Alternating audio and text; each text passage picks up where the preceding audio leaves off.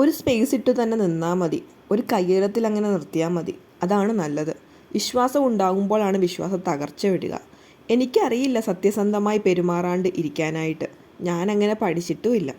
ഉള്ളിൽ എന്താണോ തോന്നുന്നത് അത് പുറത്ത് കാണിക്കുന്ന ആളാണ് ഞാൻ. അല്ലാണ്ട് മൂടി വെച്ച് വേറൊരു ഫേസ് കാണിക്കുന്ന ആളേ അല്ല.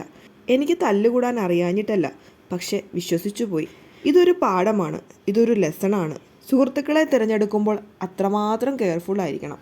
ഗാർഡൻ ഏരിയയിലെ സെറ്റിലിരുന്ന് അനീഷ് ആരോടൊന്നില്ലാതെ പറഞ്ഞ ഡയലോഗുകളാണിത്. സത്യം പറഞ്ഞാൽ എനിക്ക് മനസ്സിലായത് അനീഷ് ഷാനവാസ് തമ്മിലുള്ള ആ സൗഹൃദം കൊണ്ട് അനീഷിന് ശരിക്കും ഒന്ന് കളിക്കാൻ പോലും പറ്റുന്നില്ല എന്നാണ്.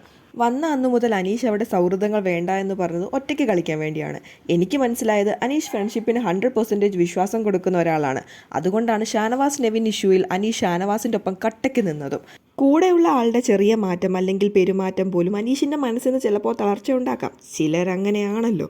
ഒരു ഫ്രണ്ട്ഷിപ്പ് ഉണ്ടായാലല്ലേ ഈ ഹേർട്ട് ബ്രേക്കിംഗ് സ്റ്റേജിലൂടെയൊക്കെ കടന്നു പോകേണ്ടി വരൂ. വരിക, കളിക്കുക, പോവുക. അതിൽ മാത്രം കോൺസെൻട്രേറ്റ് ചെയ്താൽ ഇതൊന്നും നോക്കേണ്ട വരില്ലല്ലോ. അതുകൊണ്ടാവും അനീഷ് പറഞ്ഞത് എനിക്കവിടെ സൗഹൃദങ്ങൾ വേണ്ടാന്ന്. നമ്മൾ പറയില്ലേ, ചൂടുവെള്ളം കണ്ട പൂച്ച പച്ചവെള്ളം കണ്ടാൽ പറയ്ക്കുമെന്ന്.